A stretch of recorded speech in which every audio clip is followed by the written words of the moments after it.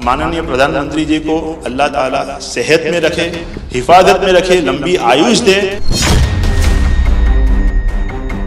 Supreme court वक्फ संशोधन कानून पर सुनवाई कर रही थी तो ठीक उसी वक्त कई मुस्लिम लोग प्रधानमंत्री नरेंद्र मोदी से मिलने पहुंच गए।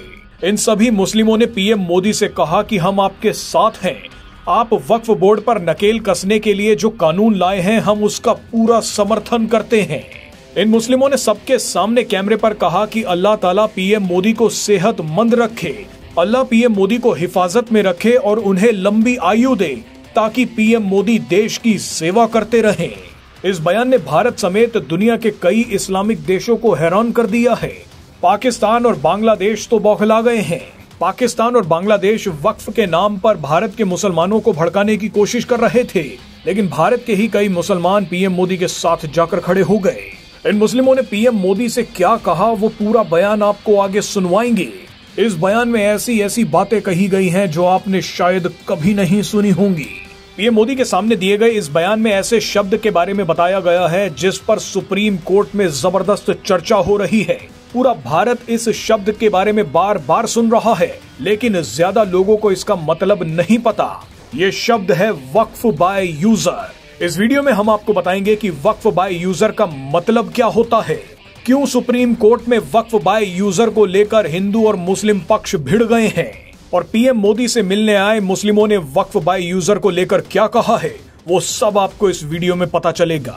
शुरुआत वक्फ बाय यूजर से करते हैं। मोदी सरकार जो वक्फ संशोधन कानून लाई है, उस कानून ने पुराने वक्फ कानून में कई बदलाव किए हैं।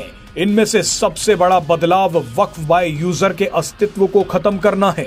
वक्फ बाय यूजर उस संपत्ति को कहते हैं जिसका इस्तेमाल लंबे समय से धार्मिक कार्यों के लिए किया जा रहा हो और वो संपत्ति अचानक वक्फ बोर्ड की हो जाए, फिर चाहे उस संपत्ति के कागज हो या ना हो, लेकिन क्योंकि उस जमीन का इस्तेमाल धार्मिक कार्यों के लिए हो रहा था तो उस जमीन को अपने आप ही वक्फ की संपत्ति मान लिया जाता था। अब इसे एक आसान उदाहरण से आपको समझाते हैं। मान लीजिए कि एक जमीन का टुकड़ा है। ये जमीन का टुकड़ा खाली पड़ा है। अचानक उस जमीन पर कुछ लोग नमाज पढ़ना शुरू कर देते हैं। शुरुआत में 10 लोग नमाज पढ़ते हैं और धीरे धीरे ये संख्या 200, 250, 300 हो जाती है। अब लगातार इस जमीन पर नमाज पढ़ी जा रही है। सालों तक इस पर नमाज पढ़ी गई। हो सकता है कि ये जमीन का टुकड़ा सरकारी हो या किसी की निजी संपत्ति हो। ये जमीन चाहे हिंदुओं की ही क्यों ना हो, मगर यहाँ पर सालों तक नमाज पढ़ी गई तो ऐसे में वक्फ बोर्ड इस संपत्ति पर दावा ठोक सकता है। वक्फ बोर्ड को सिर्फ इतना बोलना होगा कि इस जमीन पर सालों तक नमाज पढ़ी गई, ऐसे में ये जमीन अब हमारी है। वक्फ बोर्ड के पास इस जमीन के कागज हो या ना हो, मगर वक्फ बाय यूजर प्रावधान के तहत ये संपत्ति वक्फ बोर्ड की मान ली जाती है।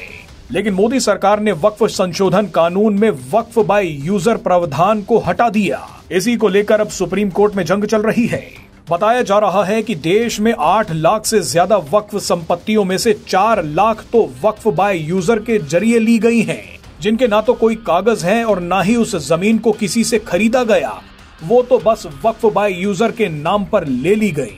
अब इसी वक्फ बाय यूजर प्रावधान को लेकर कई मुस्लिम पीएम मोदी से मिलने पहुंच गए। इनमें से एक शख्स ने पीएम मोदी को बताया कि उसकी बेशकीमती जमीन पर वक्फ बोर्ड ने अपना दावा ठोक दिया है, क्योंकि उस जमीन पर कभी किसी ने नमाज पढ़ी थी। ऐसे में वक्फ बोर्ड ने इस शख्स से कहा कि इस जमीन पर नमाज पढ़ी गई थी तो ये धार्मिक कार्यों के लिए इस्तेमाल हुई थी, ये जमीन वक्फ बोर्ड के हवाले कर दो। बताइए देश में क्या क्या हो रहा था और किसी को पता तक नहीं था। बहरहाल जानकारी के लिए बता दें कि पीएम मोदी से मिलने आए ये लोग दाऊदी बोहरा समुदाय से हैं। आपने ज्यादातर शिया और सुन्नी मुसलमानों के बारे में सुना होगा, मगर इस्लाम को मानने वाले लोग 72 फिरकों में बटे हुए हैं। इन्हीं में से एक है बोहरा मुस्लिम। बोहरा शिया और सुन्नी दोनों होते हैं, लेकिन दाऊदी बोहरा मान्यताओं में शियाओं के ज्यादा करीब होते हैं। दाऊदी बोहरा समुदाय के मुस्लिम हमेशा से पीएम मोदी का समर्थन करते आए हैं। दाऊदी बोहरा समुदाय की पहचान काफी समृद्ध, संभ्रांत और पढ़े लिखे समुदाय के तौर पर होती है। चलिए अब आपको वो बातचीत दिखाते हैं जहां मुस्लिमों ने पीएम मोदी को हैरान कर देने वाली बातें बताई हैं।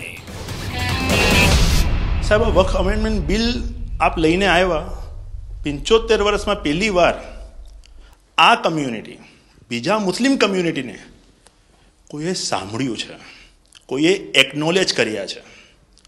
સાહેબ, मैं आपने एक वाक्य कहूँ, भिंडी बाजार में हमारो एक प्रोजेक्ट चाले छे।